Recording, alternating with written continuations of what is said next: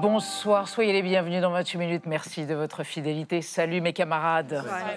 L'actualité ce soir, c'est le Soudan à feu et à sang, et en l'occurrence le Darfour du Nord, dont la capitale El Fasher est tombée aux mains d'un chef de guerre sanguinaire, Mohamed Daglo, dit Hemeti. Le monde entier a été saisi par la vision de ces taches de sang sur le sol, visibles depuis l'espace. L'ONU lance un appel désespéré au cessez-le-feu. The horrifying crisis in Sudan, which is spiraling out of control. We need an immediate cessation of hostilities. Bring an end to this nightmare of violence now. It's time for peace. Famine orchestrée, exécution, viol de masse, torture, déplacement de population. Selon l'ONU, la situation est donc en train de devenir incontrôlable. Y a-t-il des enjeux économiques et géopolitiques qui expliqueraient la lutte à mort entre les deux factions rivales au Soudan, avec cette population prise en otage? On en débattra ce soir et on vous retrouvera dans la dernière partie de l'émission Marie Bonisseau et Xavier Mauduit pour vos chroniques. Et une bonne nouvelle, oui. Elisabeth, Jacques Paris et Cécile Collère, les deux otages français retenus en Iran depuis maintenant 3 ans, ont été libérés enfin. C'est l'occasion d'évoquer la diplomatie des otages. Une diplomatie qui apparaît à la fin des années 1970 et donc qui a toujours cours aujourd'hui. Et vous, Marie? Je vous parle d'une envie de maternité poussée à l'extrême. Une américaine sexagénaire. Non, une américaine sexagénaire se bat pour avoir un 15e enfant. Non. Ça pose évidemment des questions éthiques et juridiques. En effet, à tout à l'heure, les amis. Et pour commencer, du lyrisme, de la passion et de la compassion. On reçoit une voix, une femme, une flamme. La merveilleuse soprano Tamara Bounazou, qui tient le rôle-titre dans Iphigénie en Tauride, l'opéra de Gluck, actuellement mise en scène par Wajdi Mouawad à Paris, à l'Opéra Comique. Joie, on la retrouve tout de suite.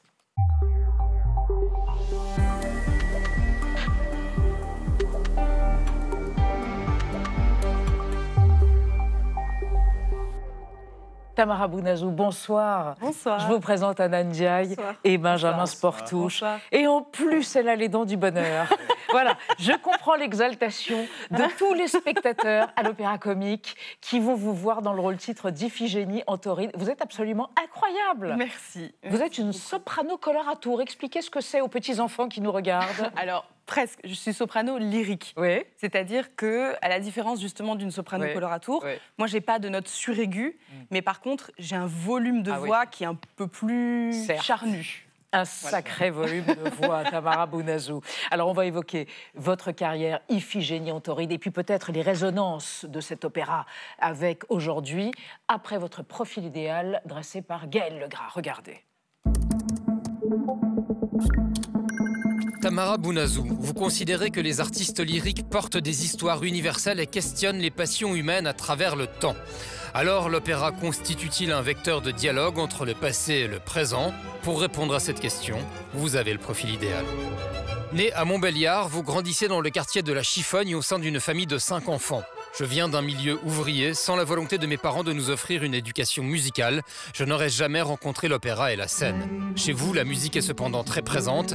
Idir Rachita est un disque de Maria Callas dans Carmen. À l'âge de 5 ans, vous êtes inscrite au conservatoire. J'avais Callas dans ma tête, j'avais ce fameux vinyle qu'on écoutait à la maison, j'avais ce grondement, en fait, ce tremblement qu'elle a dans la voix qui me fascinait. À Montbéliard, vous suivez les cours de la chef de chœur Brigitte Rose. Les enfants qui chantent au bout de 3 ans une messe de Stravinsky, donc rentrent tout de suite dans un répertoire un peu complexe. Conservatoire national supérieur de musique de Lyon à 20 ans, Universität für Musik und Darstellende Kunst de Vienne 3 ans plus tard.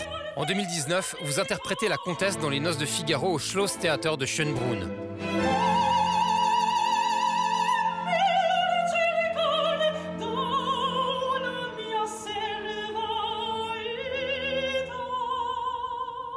Cette année 2019 marque le début d'une carrière remarquée, Papagena dans La Flûte enchantée à l'Opéra Bastille en 2022.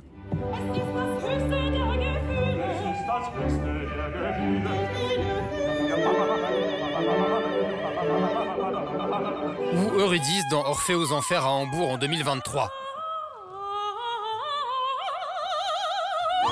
Vous vous produisez encore à Londres, à Lausanne ou à Winterthur en Suisse avant d'endosser aujourd'hui le rôle-titre dans Iphigénie en Tauride de Gluck sur la scène de l'Opéra Comique.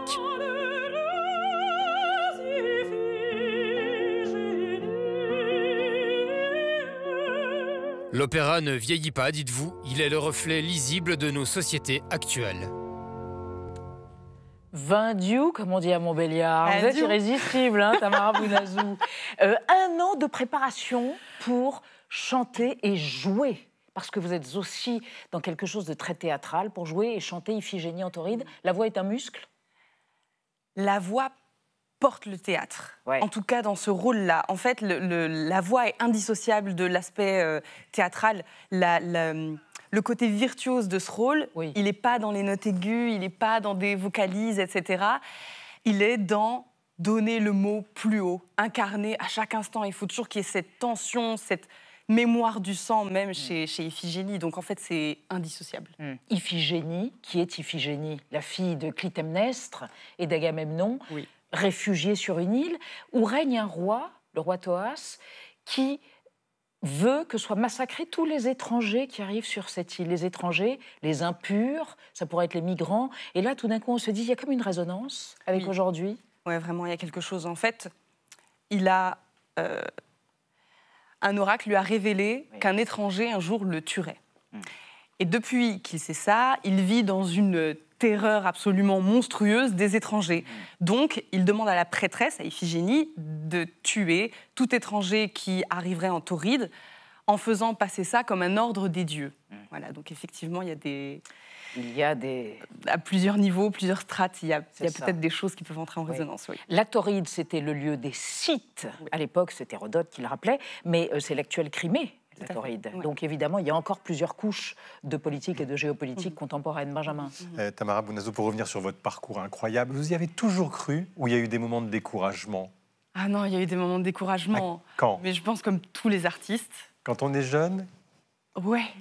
Quand on est, mais même quand on est moins jeune, en fait, il y a toujours des moments... Elle a 31 ans, elle est merveilleuse, moins jeune, elle est merveilleuse. Mais il y a toujours des moments où, en fait, les questionnements se déplacent. En fait, les lignes bougent. Au début, c'est est-ce que je vais y arriver? Est-ce qu'un jour, quelqu'un voudra me payer pour chanter? Et puis, en fait, une fois qu'on nous paye pour chanter, c'est pourquoi est-ce que je fais ça? C'est quoi ma place d'artiste, de chanteuse lyrique, dans un art, enfin l'opéra qui est quand même un art assez spécial, qui peut paraître parfois assez fermé.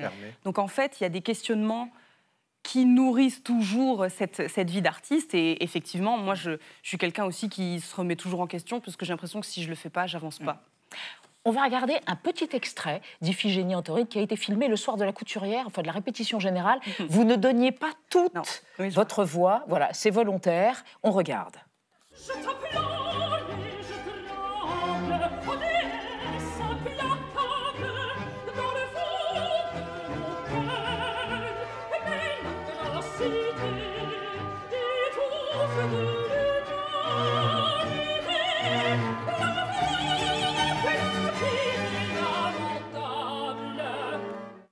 Tamara Bounazou, on a vu dans le portrait que Gaël Legras a fait de vous que vous avez eu une épiphanie en entendant ce disque rayé de Carmen chanté par Maria Callas. À propos de Carmen, vous vous souvenez, en 2018, Olivier Py, le metteur en scène à l'Opéra de Lyon, avait fait une mise en scène de Carmen où Carmen n'était plus tuée par son amant jaloux, Don José, mais elle le tuait à coups de revolver, et il avait argumenté en disant on ne peut plus justifier des féminicides. Alors, est-ce qu'il a raison ou est-ce qu'il faut émasculer Don Giovanni et ainsi de suite? Qu'est-ce que vous en pensez? Je pense que, bon, c'est son interprétation, ça peut coexister, cohabiter avec le reste.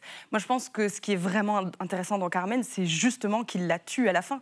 En fait, ça fait des siècles que ça existe, cette question du féminicide, et justement que l'opéra s'en empare, que l'opéra mette ce sujet sur le devant de la scène, parce que oui, Carmen, c'est des beaux airs, c'est L'amour est un oiseau rebelle, c'est le toréador, c'est tout ça, c'est même l'ouverture, mais c'est surtout l'histoire d'une femme trop libre au goût d'un homme, à tel point qu'il finit par la tuer. Donc je pense que pour moi, c'est un élément clé et fondamental de la compréhension, tout à fait. Et y compris par rapport à aujourd'hui. On va évoquer avec vous et avec Anna les opéras aujourd'hui qui redoublent d'efforts et d'initiatives pour quoi? Pour être plus inclusifs? Oui, tirer un public plus large, de plus en plus inclusif, exactement, parce que ce qu'on reproche à l'opéra, c'est souvent d'être trop cher et trop élitiste, et pourtant, à l'origine, c'était plutôt un genre populaire. Vous dites même qu'on mangeait des cacahuètes dans la salle.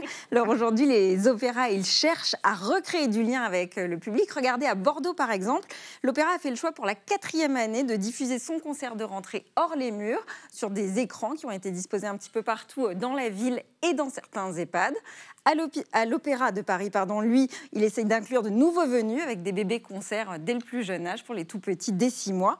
Pour les personnes qui sont malentendantes ou malvoyantes, eh bien, des spectacles en audio-description ou en chant-signe sont régulièrement proposés. Et puis, il y a aussi pour les porteurs de handicap des séances relax où chacun est accepté tel qu'il est. Et enfin, d'autres opéras, comme celui de Rennes, repensent complètement leur programmation avec des propositions plus légère. La comédie musicale Compagnie, qui est venue tout droit de Broadway, sera jouée dès ce samedi.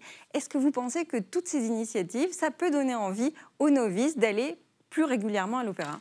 Oui, bien sûr. Moi, je pense que ça doit être décloisonné. Je pense que si on adoucit les codes de l'opéra pour amener les gens à franchir la porte et à se dire je suis légitime à être ici, en fait, c'est de toute manière dans la bonne direction. Et toutes les petites actions, petites et grandes d'ailleurs, comme ça, sont bonnes à prendre. Vous faites d'ailleurs avec votre chaîne Twitch. Oui, voilà, c'est ça. De la pédagogie. Exactement. En fait, la pédagogie, mais aussi... en fait, j'ai ouvert cette chaîne Twitch en me disant, je ne vais pas leur apprendre ce que c'est l'opéra, parce que je n'ai pas envie d'avoir un rôle de pédagogue, mais plus on va partager, on va en discuter, et en fait aussi voir différentes mises en scène, qu'est-ce qu'on aime, qu'est-ce qu'on n'aime pas, et en fait amener petit à petit à comprendre certains codes. Par exemple, quelque chose de tout simple, les gens ne savent pas toujours que c'est surtitré à l'opéra, que les paroles sont affichées. Donc en fait, avec des petits éléments, petit à petit, réussir à faire en sorte que tout le monde soit à l'aise. Et pour accueillir un public plus large, ça veut dire aussi plus de diversité aussi sur scène que vous incarnez. Est-ce que vraiment ça s'ouvre ? Vous disiez tout à l'heure c'est fermé. Vous sentez que l'opéra s'ouvre à des profils différents, sociaux, d'origine ? Pour les chanteurs sur scène ou... Il y a vous, il y a Priti Yende. C'est léger. C'est vrai, c'est vrai. Oui, en fait...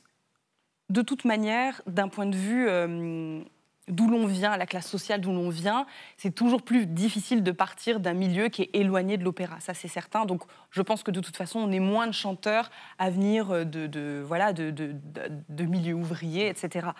Après, par contre, effectivement, on voit de plus en plus de couleurs et moi ça j'en suis ravie, comme vous disiez, Priti Yende par exemple. Et puis en fait je pense aussi à Amina Idriss qui est une chanteuse égyptienne avec qui on a d'ailleurs partagé la scène ensemble à l'Opéra de Paris. Donc oui, ça tend à s'ouvrir et tant mieux. Ouais. Vous avez une idole, Barbara Hannigan, qui a chanté, on l'avait reçue d'ailleurs, qui a chanté notamment La Voix humaine de Francis Poulenc. Oui. C'est votre mentor, mentoresse. Exactement. Pourquoi ? Alors elle chante et elle joue aussi. Elle dirige l'orchestre. Elle fait tout. C'est pour ça. En fait, elle a un programme de mentoring. Et moi, j'avais postulé pour auditionner, voilà. Et en fait, tout de suite, on a eu une connexion assez instantanée, elle et moi. Et elle m'a proposé un rôle d'emblée dans un opéra qui s'appelle The Rake's Progress de Stravinsky. Qui est un rôle qui est, en fait, je crois même le premier rôle qu'elle ait chanté de sa vie. Et à travers ce travail, on s'est vraiment rencontrés et on se lâche plus. On a une vraie relation de mentor, en fait. Voilà. Je ne saurais pas le dire autrement. On est vraiment... âme sœur. Un peu. Eh bien, écoutez, formidable, Tamara Bounazou. En attendant jusqu'au 12, autrement dit, le 6, le 8, le 10 et le 12 novembre, à Paris, à l'Opéra Comique, rôle-titre d'Iphigénie Antoride, vous êtes incroyable. Merci. Vraiment, qu'est-ce qu'on vous a aimé. Merci beaucoup. Et j'ajoute que sur arte.tv, en janvier, collection documentaire, Le son dans mes veines, on a vu un minuscule extrait, on vous retrouvera. On n'est pas prêt de vous lâcher, Tamara Bounazou. Merci infiniment d'être venue sur le plateau de 28 minutes, 20 dieux. On passe à notre débat sur la tragédie qui se déroule au Soudan, au Darfour du Nord, précisément avec les razzias, les pillages, les viols de masse et les exécutions perpétrées par les combattants d'un chef de guerre barbare. Pourquoi les Émirats arabes unis lui fournissent-ils des armes ? Quel est le rôle de l'armée régulière soudanaise dans ce conflit qui a occasionné, rappelons-le, 150 000 morts en 2 ans et 13 millions de déplacés ? On en parle après la mise au point de Sandrine Le Calvez.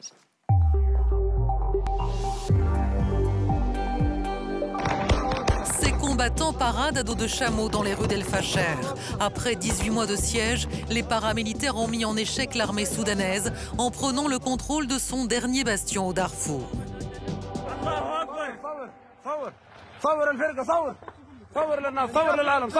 Depuis le 26 octobre, la chute d'El Fasher s'accompagne d'exactions des paramilitaires contre les civils. Pillages, viols, massacres. Sur ces images, un convoi vient de tomber dans une embuscade, un charnier à ciel ouvert. Sur une autre vidéo, dans des bâtiments de l'université, des civils sont tués jusqu'au dernier. La prise d'El Fasher résulte d'une guerre fratricide entre deux hommes qui se disputent le Soudan. L'ancien chamelier Mohamed Hamdan Daglo, dit Hemeti, et le général Abdel Fattah al-Burhan à la tête de l'armée soudanaise. Alliés après la destitution du dictateur Omar el-Béchir en 2019, ils s'affrontent depuis avril 2023 et leur dernière déclaration laisse peu de place à un projet de trêve avancé par les États-Unis. Nous sommes capables et déterminés à combattre jusqu'à purifier cette terre et à éliminer ces tueurs mercenaires. Ces derniers jours, les combats se sont déplacés vers le centre du Soudan au risque d'amplifier la crise humanitaire. L'ONU presse les chancelleries d'agir. Arrêtons les atrocités commises contre les civils, arrêtons d'armer le conflit. La fin de cette guerre est plus importante que tout intérêt commercial ou politique. Alors, des enjeux géopolitiques et économiques expliquent-ils le silence de la communauté internationale? Il y a 20 ans déjà, le monde avait détourné le regard des tueries au Darfour. L'histoire est-elle en train de se répéter? On va voir ce qu'en pensent nos trois experts pour ce débat. Justine Musique-Picmal, bonsoir, directrice régionale en charge du Soudan pour l'ONG Solidarité Internationale. Selon vous, nous sommes face à une des guerres les plus effroyables que nous ayons vues et que vous avez vues en 20 ans de carrière dans l'humanitaire. Le Soudan fait face à des épidémies mortelles comme le choléra, mais aussi à la famine, la violence, les exactions et l'inhumanité généralisée. À côté de vous, Niagalé Bagayoko, bonsoir. Bonsoir. Politologue, présidente de l'African Security Sector Network. Selon vous, on assiste à une crise humanitaire au Soudan. Il faut également mesurer qu'elle a énormément d'implications. D'un point de vue géopolitique, il y a un silence complice et gêné de la part des Européens qui renvoie à leur difficulté de s'affirmer sur la scène internationale. Et à côté de vous, Thierry Vircoulon, bonsoir, chercheur associé au Centre Afrique de l'IFRI. Selon vous, il y a une faible couverture médiatique du conflit en France car le Soudan n'est pas d'une certaine façon dans notre géographie mentale. Pour autant, ajoutez-vous, les médias arabes et anglo-saxons en parlent. Le pays est par ailleurs un champ de ruines. Et on démarre le débat, Benjamin, avec le sigle du jour. Oui, le sigle du jour, c'est FSR comme force de soutien rapide, commandé par cet homme, donc Mohamed Hamdan Daglo, dit Hemeti, chef militaire sanguinaire opposé au pouvoir en place, après une brouille avec le chef de l'État actuel, Fattah al-Burhan, alors qu'ils avaient mené ensemble un putsch. Les FSR qu'ils dirigent donc se sont emparés d'El Fasher après 18 mois de siège. Niagalé Bagayoko, c'est un tournant dans ce conflit, la prise de cette ville? Oui, c'est un tournant parce qu'en effet, les combats ont duré pendant plusieurs mois et surtout, ils mettent cette prise, met en évidence le caractère multidimensionnel de cette crise qu'à mon avis, on doit saisir non seulement bien sûr à travers ses aspects humanitaires, mais également ses aspects communautaires, ses aspects religieux, ses aspects économiques et ses aspects géopolitiques. Oui. Thierry Vircoulon, le procureur de la CPI, la Cour pénale internationale, a parlé de probables, possibles crimes contre l'humanité. Il a raison. Oui, tout à fait. Comme il avait raison au début du conflit, lorsque, là aussi, la CPI s'était intéressée à ce qui s'était passé au massacre de El Jeninna au Darfour Ouest, où là, c'était les Massalides qui avaient été surtout ciblés par les FSR. Et donc, c'est la même chose qui se répète maintenant. Donc, il a en effet tout à fait raison, mais ça fait depuis 2 ans maintenant que la CPI enquête sur ce qui se passe au Darfour. 2 ans et 300 000 morts et 13 millions de déplacés. Et elle l'a fait aussi lors de la précédente crise. Anna, on va évoquer précisément avec vous et avec nos 3 invités les viols et les massacres qui sont commis en ce moment au Darfour.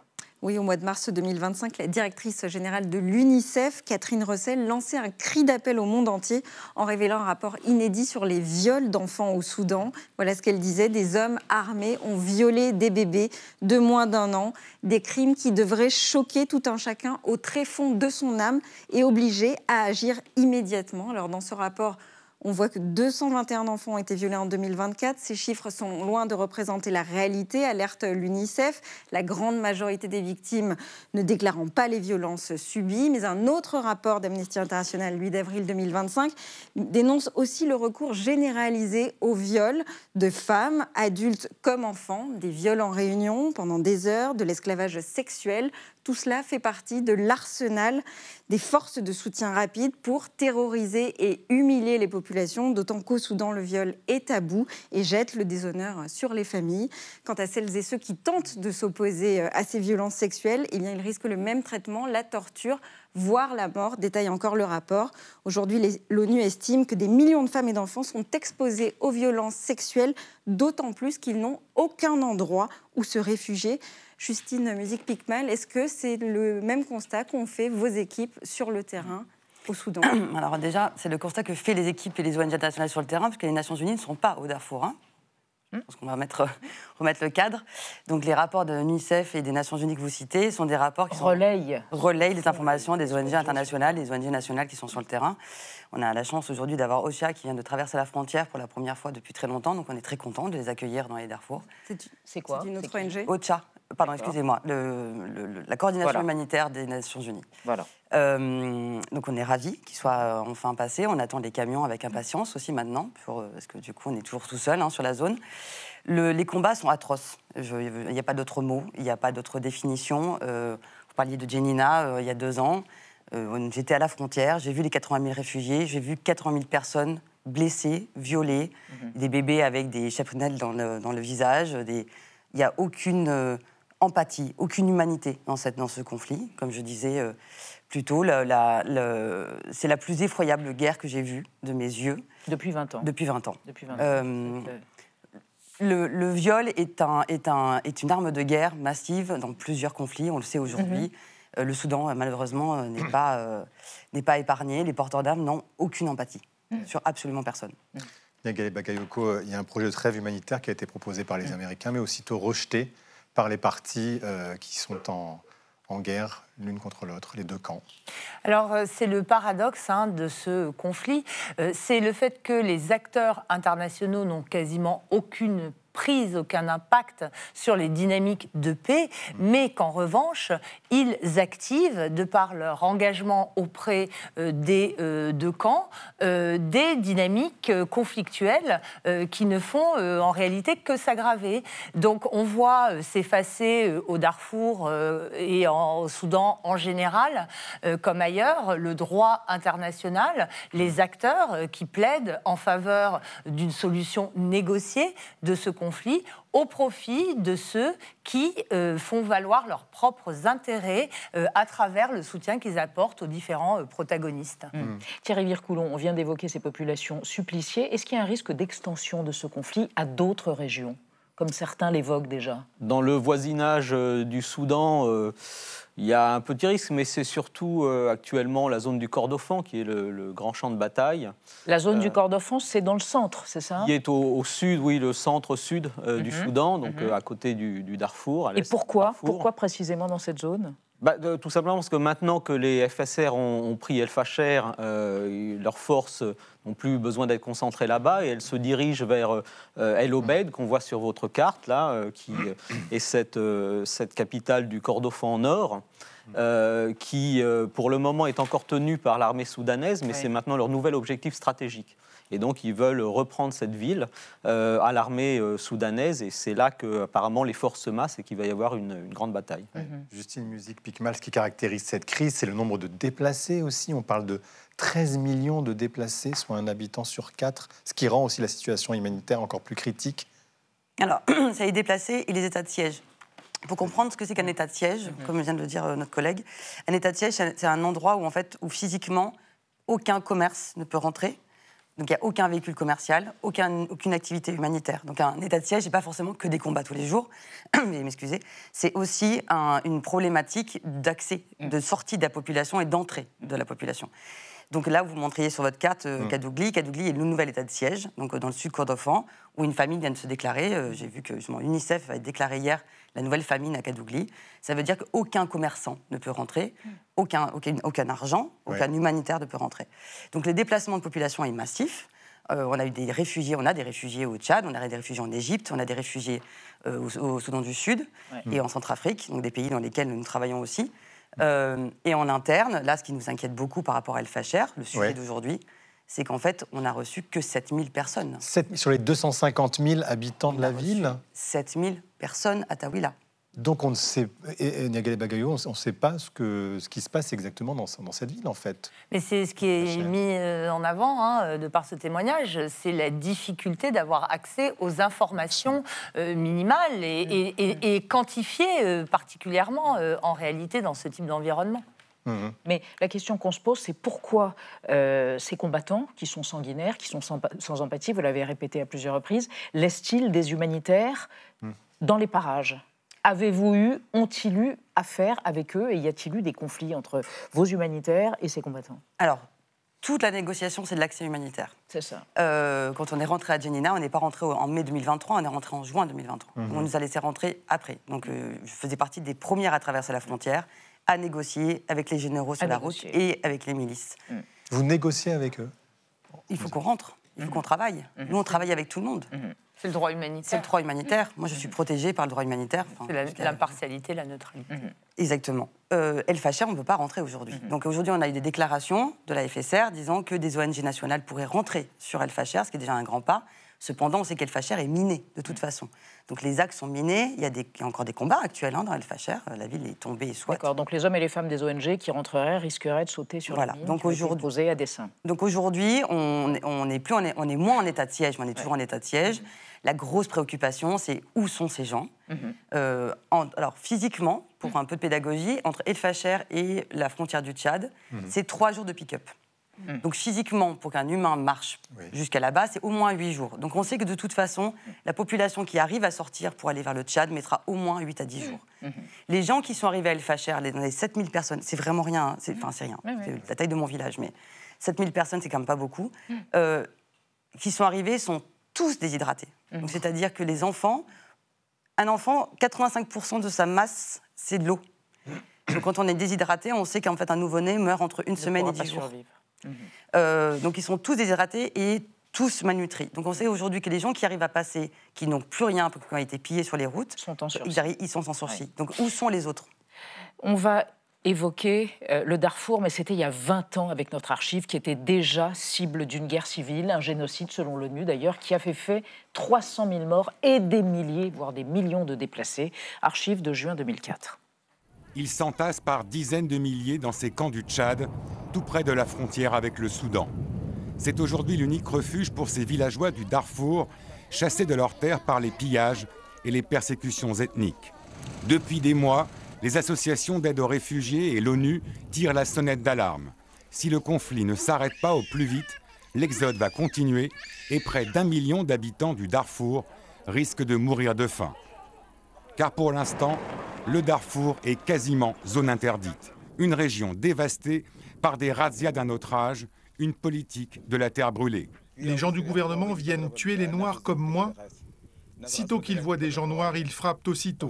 C'est ça la situation. Thierry Vircoulon, est-ce que ces tueries qui à l'époque étaient menées donc, par des milices arabo-musulmanes contre des populations noires, chrétiennes et animistes, est-ce que c'est toujours ce qui se passe aujourd'hui ou pas ?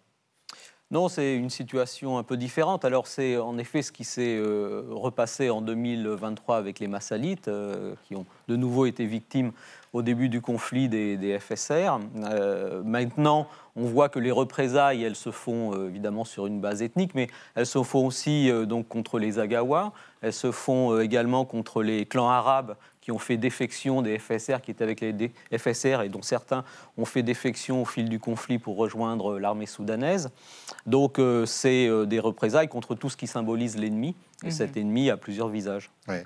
Mais alors qu'est-ce qui se joue en fond, Niagale Bagayoko ? Ce sont des minerais, de l'or, des ressources naturelles, des territoires. Qu'est-ce qui se joue là derrière ces batailles. Ce qui est important de préciser, c'est que les milices Janjaweed dont on parle là, de l'époque des années 2000, ce sont elles qui se sont reconstituées au sein des forces de soutien rapide. Donc ça, c'est important de le comprendre.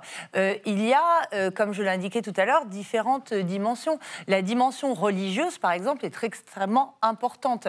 Il y a une tradition dans l'armée soudanaise qui est frériste, c'est-à-dire adepte des frères musulmans, donc de l'islam politique, et les FSR se présentent comme s'opposant à ce courant-là de l'islam. Il y a effectivement les dynamiques communautaires dont parlait Thierry, qui renvoient aussi aux communautés du Tchad. Les Agawas, ça renvoie au Tchad et à l'opposition avec les Goran, notamment là-bas. Et il y a bien sûr cette dimension économique avec la présence de grandes ressources aurifères, notamment dans les zones sous le contrôle des forces du général Hemeti, qui seraient exploitées selon la plupart des témoignages. On a entendu un chiffre, il y aurait 1 milliard, l'équivalent d'1 milliard en mines d'or.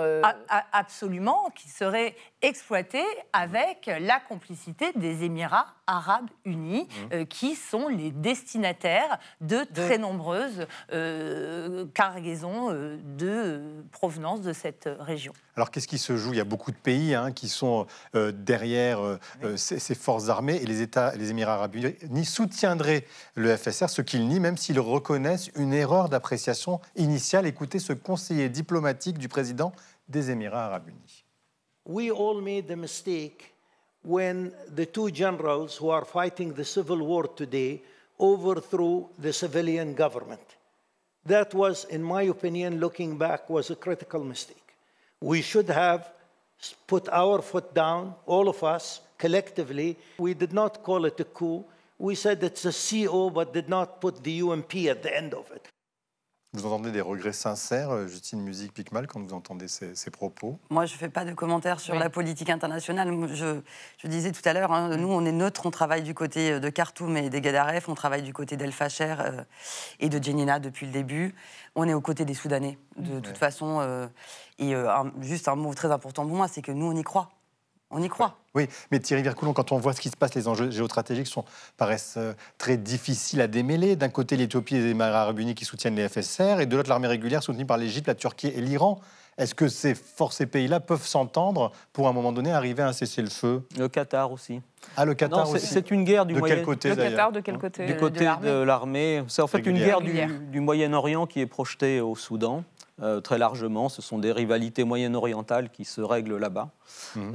Et donc, c'est vraiment le Moyen-Orient qu'on retrouve dans cette guerre, avec en effet la problématique de lutte contre les frères musulmans. Au passage, il faut quand même dire que les FSR, même s'ils disent qu'ils luttent contre les islamistes, ils en ont dans leur rang. Donc voilà. Et après, une logique habituelle de l'ennemi de mon ennemi et mon ami. Et ça peut changer. Ça peut changer, et c'est pour ça que... Enfin, c'est quand même assez stable, la coalition. Ce qui les intéresse, là aussi, ces acteurs régionaux, c'est les mines d'or, le pétrole, la gomme arabique, c'est ça aussi les enjeux, très concrètement? Il y a les enjeux maritimes également. Il ne faut pas oublier tout ce qui concerne la géostratégie de la mer Rouge, notamment l'accès aux bases navales, par exemple pour un État comme la Russie, qui transige entre les deux. Il y a un projet de base navale à Port-Soudan. Exactement. La Turquie, qui avait négocié avec l'ancien régime d'Omar al-Béchir l'accès à l'île Souakin, également, qui est concernée par cette question. L'Arabie saoudite, même l'Iran s'intéresse à cette côte avec des rivalités régionales qui s'y greffent. Vous parliez de l'Éthiopie, il y a la question du barrage de la Renaissance qui l'oppose à l'Égypte. Et ce sont aussi tous ces enjeux géostratégiques que l'on retrouve condensés dans la situation soudanaise. Quand on vous voit entendre tout ça, Justine Musique-Piquemal, il y a quelque chose d'une mélancolie insondable dans votre regard, parce qu'on voit que vous vous dites « et les civils sont les victimes collatérales de toutes ces convoitises et de tous ces règlements de compte entre factions et ça n'arrêtera pas ». Non, ça n'arrêtera pas. Nous, ce qu'on demande, c'est une prise de position claire des Nations Unies, d'intervenir des deux côtés avec nous, auprès de nous, d'aller au plus près des civils, d'ouvrir... Une prise de position ou même une intervention? Des casques bleus, des... Alors, moi, je ne suis pas pour les casques bleus, on en est un peu là aussi, parce qu'ils étaient là avant. Donc, pas pour forcément les casques bleus, mais en tout cas, une intervention humanitaire, que les camions des Nations Unies arrivent. Là, aujourd'hui, on a 17 camions bloqués au sud de Darfour.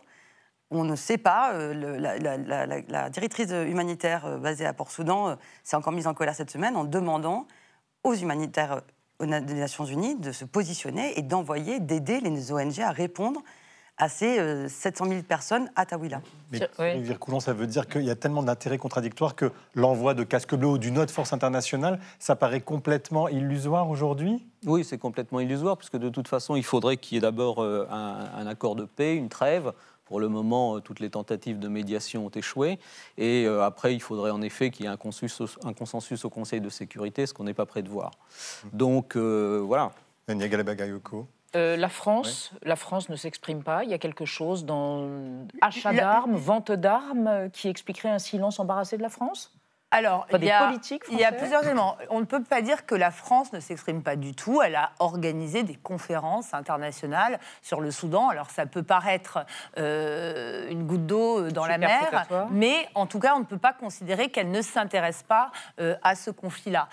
Il y a, pour la France, mais comme pour la plupart des pays européens, l'espèce de complicité, ou en tout cas de silence coupable, la France vend des armes vis-à-vis de, effectivement, ses partenaires moyen-orientaux, parce que les armes françaises ont pu être retrouvées effectivement sur certains théâtres. C'est-à-dire dans les forces actuellement, du côté du FSR comme du côté du pouvoir actuel, il peut y avoir des armes françaises et européennes. Oui, parce qu'il faut comprendre aussi qu'on est dans une zone de trafic aussi. Tout ne se fait pas par des canaux institutionnalisés, loin de là. C'est au contraire le propre de ce type de conflit, c'est leur informalisation en réalité. Écoutez, merci à tous les trois d'être venus mettre en lumière ce drame absolu qui se déroule au Soudan. Vous disiez qu'on en parle plus dans la presse et les médias anglo-saxons que français. J'espère qu'on aura éclairé un peu nos téléspectateurs. Merci infiniment à tous les trois. On va rester dans l'actualité, mais vue par Xavier Maudieu et Marie Bonisseau. Cécile Kohler et Jacques Paris, otages de la République islamique iranienne pendant plus de 3 ans, sont sortis de prison, réfugiés à l'ambassade de France en Iran. C'est une bonne nouvelle. Et aux États-Unis, on évoquera le combat juridique et complètement névrotique d'une femme de 65 ans, mère de 13 loupiaux, qui essaye d'en avoir 2 de plus. Enfin, de les récupérer, bref, vous verrez. Mais d'abord, le mot vedette du jour, Rosalia, le nom de la chanteuse espagnole qui sort son 4e album mondial. Après-demain, c'est entendu. La success story de Rosalia. Rosalia. Le nouvel album de la Rosalia. Qu'est-ce que ça veut dire? Exactement ce que ça dit. Merci de m'en dire un peu plus. Entendu. La vie secrète des mots vedettes.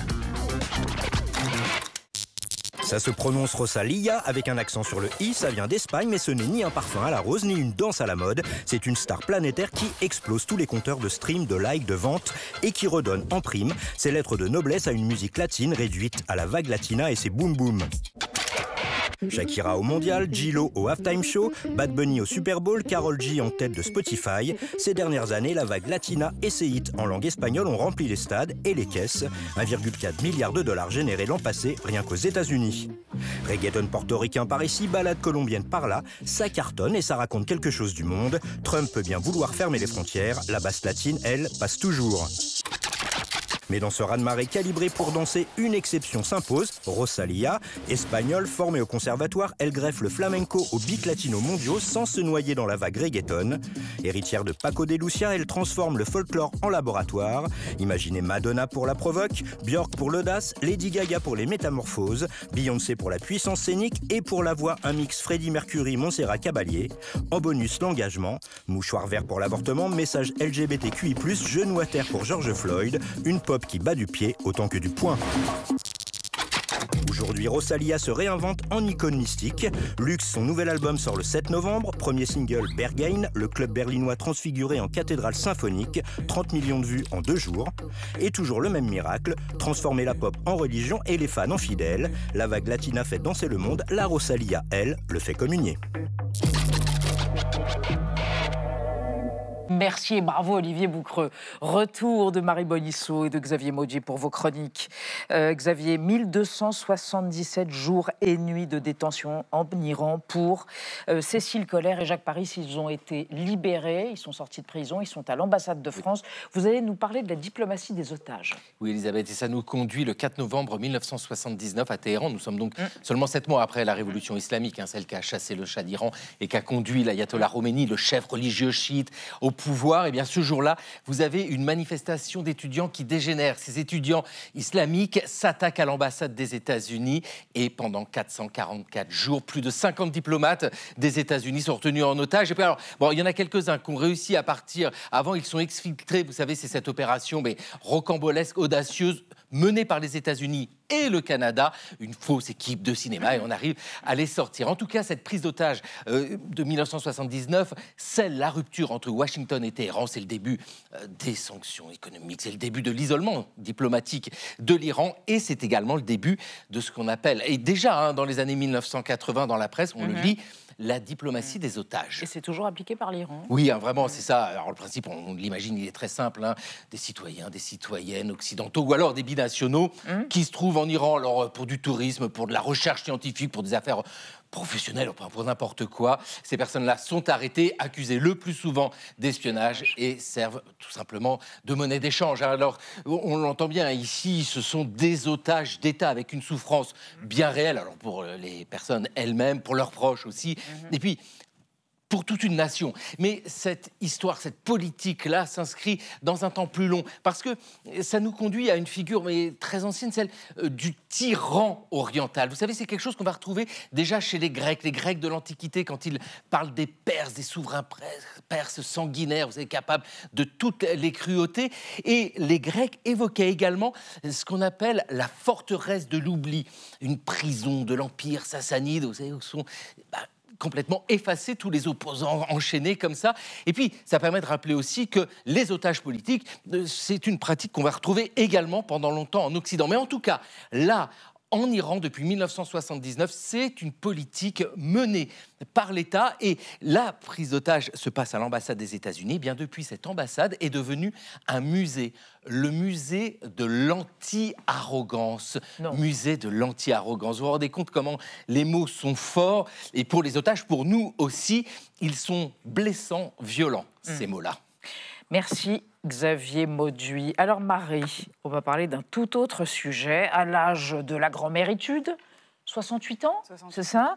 Eh bien, une Américaine se bat pour récupérer la garde de bébés qu'elle considère comme étant les siens. Elle en a déjà 13, c'est ça ? Donc ce serait les 14e et 15e enfants. Qu'est-ce que c'est qu'est-ce que c'est une maman ? Est-ce que c'est celle qui porte l'enfant ? Est-ce que c'est celle qui l'élève ? Est-ce que c'est celle qui donne un ovule ? Est-ce que c'est celle qui n'est rien de tout ça, mais qui a voulu un enfant à tout prix ? C'est une question épineuse que pose cette affaire, que dis-je, ce bourbier juridique qui nous est narré en détail par le New York Times.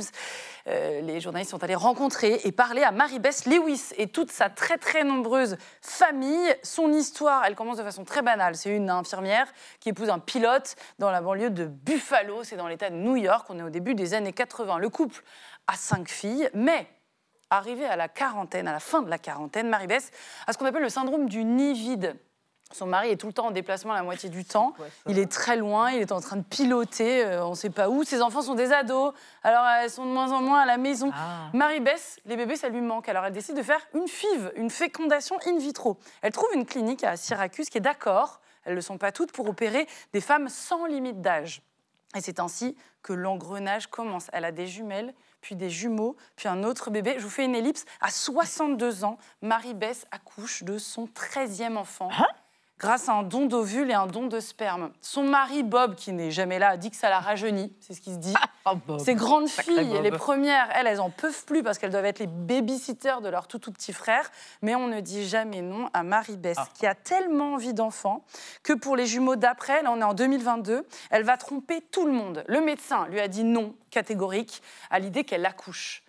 Alors elle va trouver une mère porteuse, elle le peut, elle va falsifier la signature de son mari, parce que la loi demande l'accord des deux parents du couple, parce que c'est une gestation pour autrui. Ça doit aussi passer devant un juge qui va normalement accorder une reconnaissance de filiation.